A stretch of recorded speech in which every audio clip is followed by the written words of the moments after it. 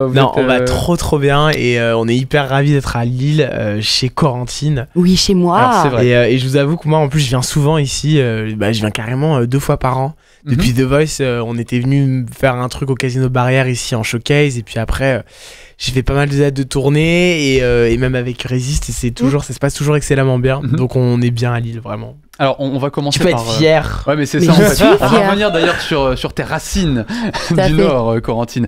Corentine Collier donc qui joue Angelina, c'est ça? Tout à fait, la meilleure amie de Maggie, le personnage central. Voilà, et Gwendal, Marie Moutou qui joue Tennessee. Exactement. Super prénom ça, Tennessee, j'adore. T'aimes bien? Ah j'adore. Ah, moi ça me fait penser à Johnny, inévitablement, tu vois. Évidemment. C'est vrai. Qui bosse aussi dans la boîte de nuit et adopté un peu par la famille. Parce que l'histoire c'est ça en fait, tout se passe dans la boîte de nuit, le Lolaz, c'est ça. Et le Lolaz risque de fermer, le but c'est de sauver en fait la boîte de nuit. Et vos personnages, c'est quoi l'impact de vos 2 personnages à vous sur cette histoire-là après? Parce qu'elle nous concerne directement. Déjà l'histoire, c'est que l'impact de nos personnages au même titre que Maggie, que Mandoline, et on est vraiment une bande de 5 personnes, puisqu'il y a Victor donc, qui joue Mathis, qui est le fraîchement pianiste de la boîte de nuit. Toi tu bosse dans le pianiche. Oui. Moi je bosse là-dedans. C'est pour ça. Exactement, voilà. Non, parce qu'il faut qu'on se dépêche pour faire les travaux et tout. Et pour le déménagement. Non, ouais, il faut qu'on sauve cette boîte et en même temps l'impact de nos personnages c'est juste qu'à un moment donné il y a un événement tragique qui va se passer et on va devoir tous se positionner et au-delà du message de résister qui est un peu cliché, il y a surtout le fait de s'assumer, d'aller au bout des choses, au bout de ses envies et aussi le passage, j'ai envie de dire, entre la différence entre tu sais, la fin de l'adolescence et le début de l'âge adulte, parce que pour moi, c'est con, mais c'est pas à 18 ans d'un coup t'es majeur et puis ça y est, t'es un homme. Non, je crois qu'en fait finalement il y a tout un chemin qu'il faut et c'est tout ça dont traite le spectacle, quoi. Nos personnages partent d'un point A à un point B tous. Alors c'est intéressant quand tu parles de ça comme ça parce qu'on a l'impression que c'est un film et c'est vraiment le gros point positif je trouve de cette comédie musicale, c'est que ça aurait pu être juste une succession de chansons en fait de Michel Berger et France Gall. Là il y a une vraie histoire derrière tout ça et vous faites vivre tout ça avec une énergie mais de dingue. Nous on a l'impression en tant que spectateur que réellement ça ne s'arrête jamais sur scène. Vous le vivez comment? Pareil, ça ne s'arrête jamais.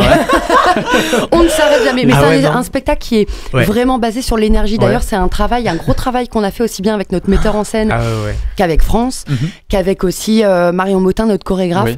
Et ce qui était génial, c'est qu'ils bossaient tous dans la même direction, dans leur discipline respective. Merci. Voilà, donc si on n'a pas d'énergie, le spectacle, la mayonnaise ne prend pas. C'est sûr. Et nous, on s'éclate, c'est vraiment... comment ne pas s'éclater avec un répertoire comme Berger et Gall, avec des chorégraphies de Marion Motin. Incroyable. Et comme tu l'as dit, vraiment c'est comme un film parce qu'en fait on nous parle souvent de plan séquence. Tu sais, c'est comme un plan séquence de 2h30 parce que c'est vrai qu'on est vraiment tout le temps sur scène. Et ça, je crois qu'on pouvait pas rêver mieux. Ça arrive vraiment très rarement et c'est souvent des gens d'autres comédies musicales comme, tu vois, je cite des noms, mais Anaïs Delva ou Florent Motte ou Camille Lou qui sont venus nous voir, qui nous disaient non mais c'est incroyable. À tel point vous êtes tout le temps sur scène. Dans d'autres comédies musicales en fait souvent c'est des scènes du livret qui s'enchaînent. On aurait pu le faire c'est-à-dire enchaîner les scènes parce que c'est comme s'il y avait une histoire dans l'histoire, tu vois. Il y a l'histoire qui est racontée par nous 5 où nos scènes s'enchaînent, mais en même temps donc ça va être soit dans le bureau, soit au bar, soit dans une partie de la boîte, dans la rue, et en même temps t'as tout la vie de la boîte qui continue à vivre et donc t'as tellement de choses à regarder et donc même quand on ne parle pas ou quand on n'est pas en lumière sur nos scènes principales, on est quand même tout le temps sur scène.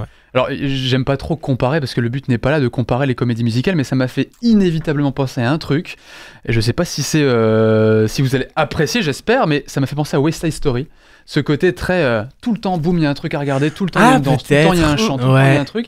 Et du coup, on est tout le temps attentif, il n'y a jamais de temps mort. Et on se dit que finalement, pour le public du Nord, c'est pas mal ça. Parce que le public, je pense, tu m'arrêtes, Corentine, c'est pas le cas, mais qui est légendairement extrêmement accueillant, extrêmement chaud, extrêmement chaleureux. Ça fait combien de temps que la tournée a commencé on explique parce que du coup, je sais pas comment c'est filmé. C'est Geneviève. Qui fait quoi? C'est Geneviève. Ah, on est filmé, j'ai même pas vu. Qui est notre attaché de presse qui est là, qui connaît le spectacle par cœur, qui valide les choses. Donc, parce que tu la vois pas, mais elle est là. Elle est juste derrière l'écran. Donc c'est Ginou qui veille au grain. Bisous, Ginou. Est-ce que là, ça fait quoi? Ça fait plus d'un an maintenant que ça Oui, tourne. on a fêté nos 1 an dernièrement, le 3 novembre. Oui, parce que t'étais venue ici, alors toute seule, Corentine, c'est en mai ça. dernier. Voilà. Déjà pour un super moment. Et donc là, oui, ça fait plus d'un an. Okay. Ça fait plus d'un an et écoute, on kiffe toujours autant. C'est toujours autant de plaisir. Et on est très content parce que le 21, 22 et 23 décembre, ce seront vraiment les dernières représentations de Résiste. On clôture à la maison, je peux le dire moi, je suis d'ici. Donc on clôture à la maison cette magnifique aventure. Et on clôture à Lille avec un public, voilà, le public ch'ti, c'est vraiment pas une légende dans le milieu, c'est le numéro 1 en termes d'ambiance et de participation en fait. Mais c'est un vrai choix en fait, parce qu'en fait à la base on devait revenir en septembre. Et vraiment, on a décidé de dire non, mais en fait, la dernière. On avait tellement kiffé quand on était venu en mai, qu'on se disait on peut pas finir mieux en beauté ailleurs qu'à Lille en fait. Donc on vient à Lille, on le met pour la dernière. Donc petite explication pour les gens, parce que souvent on m'envoyait des tweets justement genre mais comment ça se fait, c'est en septembre, on a eu d'ailleurs des gens qui nous ont appelés, mais pourquoi c'est reporté, qu'est-ce qui se passe? Et bah c'est pour ça, c'est juste parce que vous êtes géniaux. Alors j'ai lu aussi quelque chose, je sais pas si c'est vrai, faut vraiment m'arrêter si je dis une bêtise, mais avec les fans de France Gall qui sont toujours bien sûr actifs encore aujourd'hui, je pense que c'est toi qui as révélé ça, Gwendal, dans une interview, que tu ne pouvais pas. Ah, vas-y, dis-moi. Que tu ne pouvais pas en fait tweeter pendant l'enregistrement de l'album. Ah oui. Est-ce que c'est vrai? Oui, c'est vrai. Les fans sont aussi dingues que ça aujourd'hui, c'est encore le cas, il y a toujours cette ferveur autour de France Gall. Oui, c'est vrai. Toujours. C'est-à-dire qu'à un moment donné, tu sais, nous, voilà, je suis très sur les réseaux sociaux, je mets un peu toute ma vie professionnelle en tout cas, et même un peu personnelle, ça dépend. Et machinalement, je tweetais, enfin tu vois, quand on était en cabine, on prenait un selfie, et, voilà, enregistrement des Princes des Villes aujourd'hui, ou de la groupie, tout ça. Et en fait, sans déconner, il y avait vraiment des gens qui se déplaçaient en fait devant les studios et tout, même si j'avais même pas mis l'adresse. Mais il y a aussi le fait que France est très discrète au niveau des médias. Le fait aussi que ça faisait quasiment 20 ans qu'elle avait arrêté sa carrière. Voilà, donc il y avait aussi tout ce chamboulement autour de l'arrivée de Résiste. Et donc évidemment, tous les fans de Berger Gall étaient au taquet par rapport à tout ça. Donc, Mais c'est hyper touchant parce que tu vois justement, quand on a enregistré l'album, on savait pas du tout. Parce que là, voilà, la chance qu'on a, c'est qu'on a vraiment rencontré notre public, que ça s'est super bien passé et que bah voilà, on peut dire que Résiste est un succès. Et donc là, on est vraiment en plein kiff. Toute la phase préparatoire a été très compliquée à gérer parce que on nous attendait au tournant, que ce soit les journalistes ou même les fans justement qui savaient de toute façon qu'ils ne retrouveraient pas France en train de chanter les titres, mais d'autres personnes. C'était une grosse pression, ouais. C'était vraiment très très très grosse pression. Et ce qui était cool et ce qui était touchant, c'est de voir justement cette histoire d'amour qui se prolongeait, parce que je connais pas beaucoup d'artistes qui ont des fans qui, même quand ils ne donnent pas de nouveautés, les suivent 30 ans après, sont encore là. Et elle leur rend bien parce que justement, il y a une fois qui m'a vraiment marqué en studio, c'est que France, il y avait donc 3 fans qui se cachaient comme ça un peu, qui guettaient à la sortie et tout. Et elle les a cramés et elle les a invités à rentrer dans le studio. C'est génial. Donc, et c'était pas n'importe quel studio, là c'était pas la Grande Armée, c'était le studio de Michel Berger et d'elle. Ah oui. Et elle leur a fait écouter en exclusivité, donc, mais sans les mix et tout, vraiment on venait de poser nos voix. Je me souviens les accidents d'amour où Ella est là, et je voyais qu'ils avaient les larmes aux yeux, qu'ils étaient hyper contents, mais en plus France était à 2 mm d'eux, et puis même nous ça nous avait rassurés parce que ils étaient super emballés et ça nous avait fait du bien, voilà, d'avoir un retour déjà. Alors ce que je vous propose d'ailleurs, si vous souhaitez chanter sur la bande, n'hésitez pas, mais on va s'écouter une minute de ce que ça donne en fait, Résiste, désormais en mode 2016, ça donne ça en gros. Elle passe ses nuits sans dormir, à gâcher son bel avenir. La groupie du pianiste. C'est ça. Dieu que cette fille a l'air triste, amoureuse d'un égoïste. La groupie du pianiste.